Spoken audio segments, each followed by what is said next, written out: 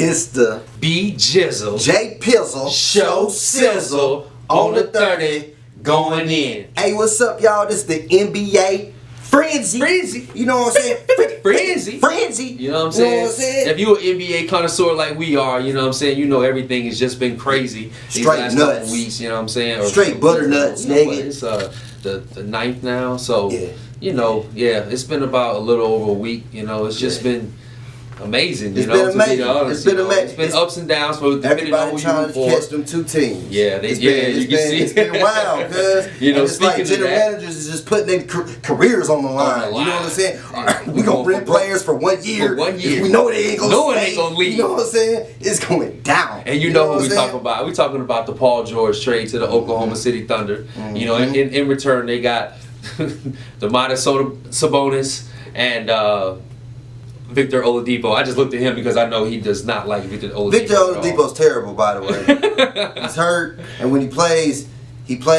but he's not good. Doesn't equate to something of Paul George. And now you're on his Pacers, so you got to get better, Victor, for his sake. So, you know, you got that trade going down, which now pits Paul George and Russell Westbrook on the same team. I mean, and Andre Robertson re-signing. Yep, so, you know what I mean? That really is going to lock down those wings, though, defensively. Not to mention they signed Raymond Felton as a backup point guard. But, you know, he's not really going to give you too much defense. The focus now is pretty much they have defense on the wing. They can stop you in the lane. Russ has to play better. But Russ has to pick his defense up, most definitely. Russ, you got to do that. But you know what I'm saying? You already at 99. So, you know what I mean? Just do that. You know? You out there clowning right now with your MVP ride out. Triple-double. Just keep doing it. Keep doing your thing, Russ. That's all I'd say. But just pick up your defense and y'all be that team, I think. But challenge. But I definitely think with that move, that's the biggest move that has been made so far in the offseason, you know. To challenge the two teams. In terms of legitimately competing for a championship. I agree with that. I agree with that, Gizzle. I like Sam Presti's, you know, aggressiveness. He's going for it, man. He's going for it because basically what's going to happen at the end of next year, this is how I see it. They get out in the first or second round, boom. I think they definitely make it to the second round. No, I'm saying, if that happens, this is how it's going to play. They make it to the second round, right? Yeah, I don't know about that. Like, comment, share, do all that. Let us know but check this out. He's going to go there, you know what I'm saying? It's going to come time for them free agents to come up. Paul George is going to be gone, and guess who else is going to be gone? Russell Westbrook, because you know they both from California. You know what I'm saying? I'm just trying to teach out there for the ones that don't know. It's really basic knowledge of NBAs, you know what I'm saying? NBA heads, you know what I'm saying? But I just think that it's time for the Lakers to do it. And they're going to go all the way with Magic. Well, you see they got the crowds like crazy on that summer league. Crazy in Vegas right now. Like, I mean, crazy. It looks like it's a full-blown game, like it's a regular season game, man. It was crazy. I never seen the crowd going up and down based on one player, too. Really, they was really there for Lonzo. If we want to be honest about it, you know what I mean. But day one wasn't that good. Right, it wasn't. Yeah, we'll get into that later. But you know that trade for PG-13, you know, was definitely one of the biggest things to happen so far in the NBA offseason. Definitely. But you know, right after that, I think is the trade of Chris Paul going from the Los Angeles Clippers to the Houston Rockets. You know, I agree. I think anytime you trade a player of his caliber at any point in time, you know, it's headlines, you know, because CP3 is a Hall of Fame player, and he's definitely going to make it easier for James, because everybody knows if you watched him in Game 6, he was tired. He had nothing left. You know, he was just tired. You know what I mean? So he definitely needs to help, you know, take some of those ball handling responsibilities away from him. Give it to Chris. Let him do what he needs to do, because everybody knows Chris is a magic, you know, a magician with the ball in his hand. He's a straight general. What I mean? He's a straight general. You know what I'm saying? And then they're going to be running up and down. The only thing is, Chris Paul's going to have to shoot the ball more, because he's going to be that point guard that has to shoot. And last year, you've seen that point guard has to shoot or play really, really, really, really good defense, and everybody else shoot. But you know that Chris Paul is butter. No, he's butter. No, I'm saying, but he has to be more aggressive. Right, absolutely. His up and down tempos. Absolutely. Because they also lost a lot of depth. They lost a lot of depth. They're going to do that with because they got to spend that that move money. Because they lost Montrezl Harrell, Sam Decker, they added PJ Tucker, though. They added PJ Tucker. You know, that was definitely a good offseason signing for them. You know, they definitely lost a lot of their, Nene. They were able to get Nene back. Got him back. That was a good, re-sign for them. But we're gonna see because they still got some moves to make. I think Houston's gonna make some more moves, but where they are right now, I think they're definitely in the 3 or 4 seed. Based on the moves that they made so far. And the thing that a lot of people don't know, which we'll know next year, they got a young man in LA now that took over Chris Paul's position. Oh yeah, boy, Milos Teodosic. There you go. He's gonna come. I think he's gonna be able to feel not anywhere close to what Chris Paul did right now, but he's serviceable. He's serviceable. He can definitely get the job done. He's better than Ricky Rubio was when he came here. Exactly. That's all. Although he is 30 already, but the thing is more season. Fran Francella said that he's the best point guard outside of the United States. There you go. Playing outside of the United States. So I think that is definitely he should fit in the top 30 of point guards in the league. Absolutely. So I'm anxious to see what he's gonna do. Because he definitely has a lot of promise. They're looking for him to do some things. They also let go of JJ Redick. They also traded Jamal Crawford to the Atlanta Hawks. JJ going to the 76ers. Yeah, they signed him for 1 year. So but they've been making some moves. In terms of right now they have not much cap space. They did give a lot of money to Blake. They gave him the max, They had so he was the only star left, and they already paid DeAndre. Right. DeAndre was already under contract. So, Austin Rivers, it's time to step up. If you can do that, and you know what I'm saying. You talk about you want to go mentor Lonzo Ball. Lonzo Ball was way better than you was when you came in, but you had more hype. Exactly. And that's crazy to say with Lonzo Ball, right? But people that know basketball should know Austin Rivers was supposed to be. I mean, he was the number one player in the country when he was coming out of high school, man. Yeah. Like, you don't go from that to just being picked number 10 by the Pelicans and almost out of the league until, your dad gave you a job in Los Angeles. That's what he's supposed to But he's gotten better, though. So, that's beside the point. True. You just got to step it up, take it to another level, Austin. It's time for you to do that. Stand up for Winter Park, man. We out here. This whole 7. You know what I'm saying? And to end that, like he ended with Houston, them, I now see them as maybe a 7th or maybe an 8th seed or maybe not even making it. It's may going to be not tough. even make it. It's going to be tough. I can see them slipping in 7th or 8th seed, one of those two. They definitely, because you got to think about another, trade that is going to affect the West. Jimmy Butler going from my Chicago Bulls to the Minnesota Timberwolves. Yep. So, you couple that with signing Jeff Teague.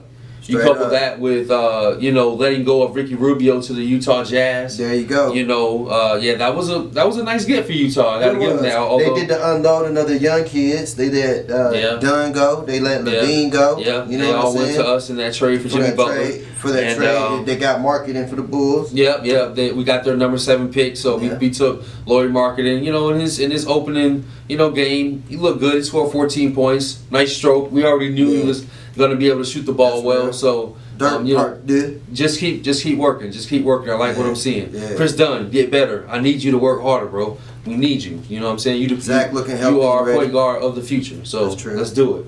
And then but. To jump back to the original, trade we were talking about, Jimmy Butler, we really think, I think it's going to, catapult them to at least the 5th or 6th seed, in the West next year, Minnesota. Yes, I absolutely. definitely agree with that. Like I said, along with the Jeff Teague signing. It may be better. And don't forget they also got Taj Gibson too. That's just more depth and more athleticism, from the big man position for them, because we all know Taj is very highly skilled. He brings a lot to the table in terms of on the offensive and defensive end. I mean, he's a good role player. He does his role, and then he has a coach that knows him. They can push the buttons to get the best out of him. You know what I'm saying? And we already know about Jimmy. He's top 3 2-way players in the league. And he's back home. He's gonna He's back with Thibodeau. His old coach, where that pretty much saw him go from being a 2nd round pick, or I'm sorry, a 30th pick, of the 1st round to an all-star in this league. Real. So Jamal Crawford, like we said earlier. Add some shooting. They're gonna need that's a big cat. That's a big pickup for them. It's gonna spread the floor and be able to take the ball out of you know, Jeff Teague's hands all the time. 'Cause, you know, we all know Jeff Teague can play off the ball as well, so that'll be good for them, man. So looking for the Minnesota Timberwolves to make big things. Like we already told you, we looking for them to be in the 5th, 6th seed. Watch out for the Timberwolves, man. They're making some big moves. And now, I'm gonna go with the East. Yeah. Finally. You know, right? they got. You know, everybody was busy jumping from East to West, and we had one player make the move from West to East. And that was Gordon Hayward. He left the Utah Jazz after being courted by the Miami Heat, Utah Jazz, and the Boston Celtics. He ended up with the Boston Celtics. You know, gave his response to the Players Tribune. You know, he gave his love to Utah. You know, let him know what they've done for him this far in his career, and he appreciated it. You know, it was a good letter. Go on the Players Tribune, check it out. You know, showing him love. And yeah, man. You know, obviously, I think this is a huge get for Danny Ainge and the Boston Celtics. They've been harboring all those picks over there. Although they didn't use a pick to get him, you know, they finally gotten an all-star that they can put on there to team up with Isaiah Thomas and, you know, Jaylen Brown and all those other young boys. Jason Tatum, which is balling right now. Yeah, we're going to give him his love a little bit later. But, yeah, I like what they did. You know, if you're asking me right now, I don't think it's enough to get past Cleveland. I don't even think they're better than they were last year, because now they lost Avery Bradley. Yeah, Avery Bradley's now for the Pistons. Yeah, you know, he got traded. You know, a couple days ago. But you did add a better power forward. You did get back Marcus Morris. Yeah, and I like the Morris twins. Markieff is in Washington, you know, playing good basketball. So Marcus is moved closer to the east. He's definitely a 3-point shooter, though. Yeah, you know, he's kind of put that to his game now. You know, they both got a nice little mid-range game too. But Marcus likes to shoot. Marcus likes to get out of the three. Yeah, definitely. So, you know, we'll definitely, you know, watch out for, you know, the Boston Celtics. I think, you know, with, like I said, with that move with Gordon Hayward, that makes them a, you know, I'm willing to go as high as, you know, they finished first, but I think that was just a product of Cleveland doing a lot of coasting. You know, I think Cleveland's going to be a little bit younger going to the season next year. Actually, no, I don't, because they signed Jose Calderon and freaking Kyle Korver back with an average age of 37 years old. So I don't know, man. I think they're probably going to be in the 1 or 2 seed again. I can definitely see them, you know, pushing for that top seed with this acquisition. And now we got to talk about Danilo Gallinari moving to the West. Back to the West. You know, he was already in the West. You know, going from Denver over to the Los Angeles Clippers, you know, as part of a 3-team trade with the Atlanta Hawks and the Los Angeles Clippers and the Denver Nuggets. So, you know, I like the trade. I like the trade for the Clippers. He's definitely, since Doc's been the head coach there, he's the best 3 that they have. Yeah, but now they don't have that team anymore. Right, so that doesn't matter. But so now you got the 3 without the other pieces. Right. But they still got the 4 and the 5, though. But they don't have the... They don't have Chris Paul. They just don't have the 1. Which is very important. It's very important. That's who came over there to elevate them to where they were. But, let's go. Chris Paul injured. Clippers didn't really fall off too much. They weren't better, but they weren't a lot worse. Yeah, but the pieces never were all there together. If Milos can come in and do, and just, you know, keep it afloat, I think he can definitely... You know, hold it. You know, keep them in the. I think they're looking at about the AFC. They're just hanging on the cusp of being out of the playoffs. I think they're in the AFC based on where they're at with that move. But you know, Danilo Gallinari definitely helps them. And also for the Nuggets, out of that trade, they also signed Paul Millsap, 3 years, $90 million. That's a nice pickup for them.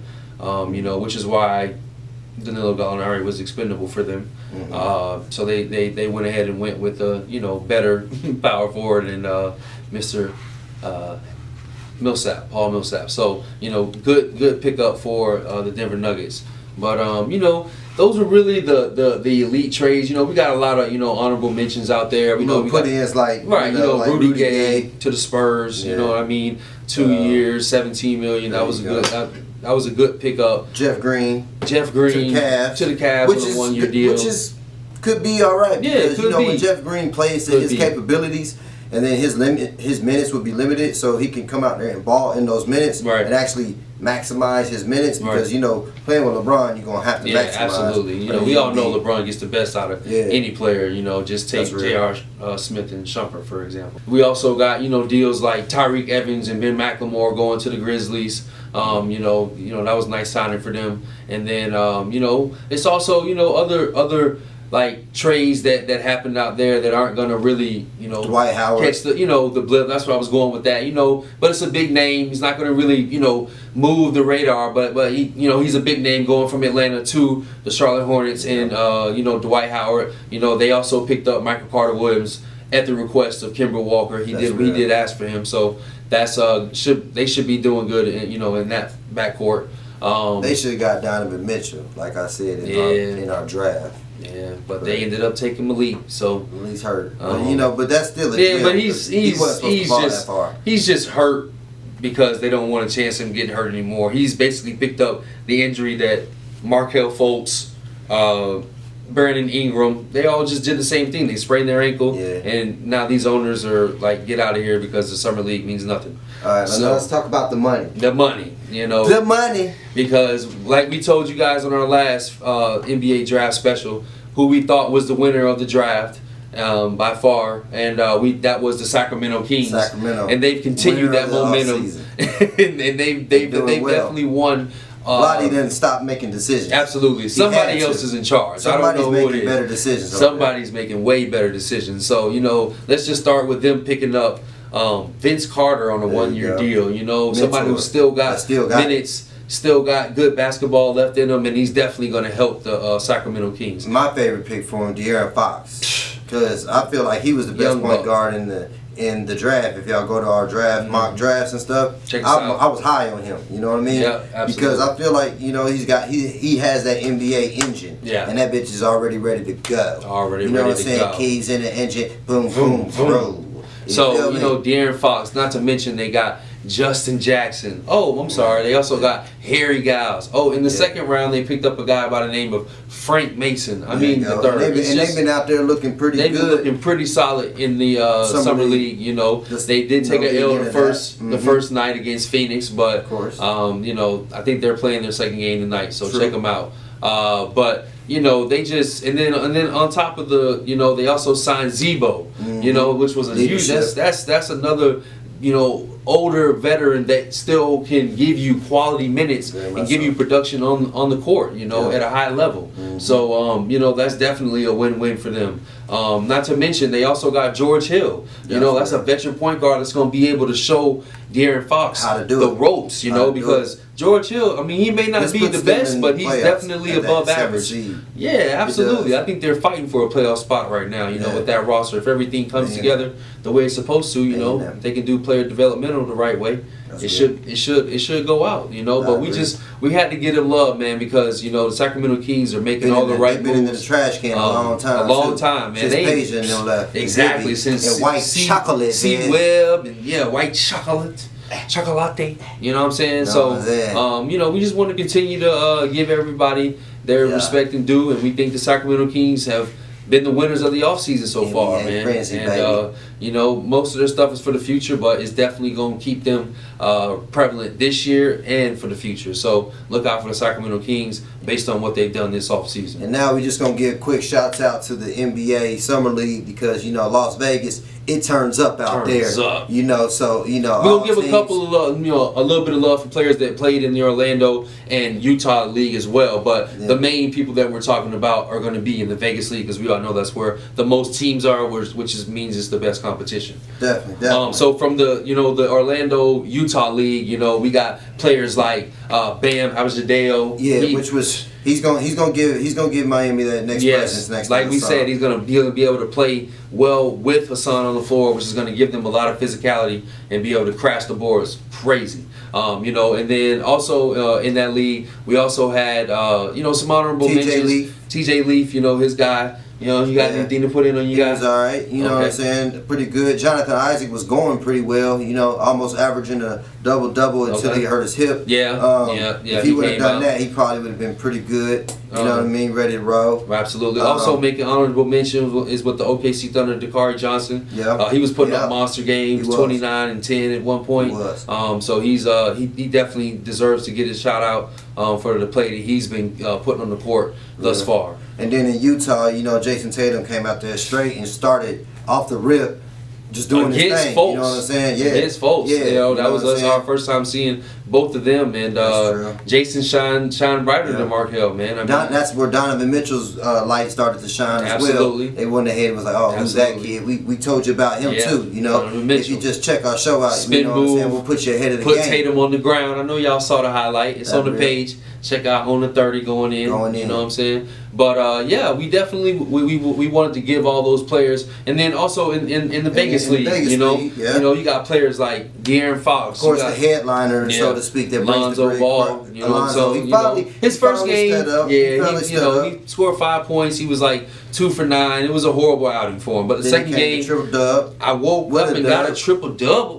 You know what I'm saying? And they got the win. So you know, like his daddy said, it's all about the double. Well, no, actually, I'm sorry, they did not get the win. They lost.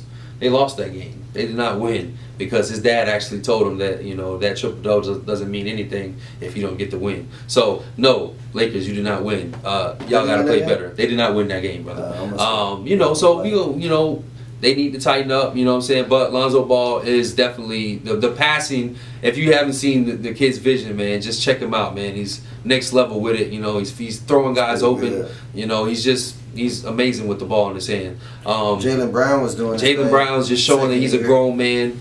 You know what I'm saying? He's definitely, you know, proven that he's a second-year player, not a rookie out there. Oh yeah, Dennis Smith Jr. Man, I mean, I named him that. Rick Carlisle and Mark Cuban were sitting on the floor yesterday, and both of them saw him go to the basket, do an up and under reverse layup, and both of them looked at each other and was, "That's our guy."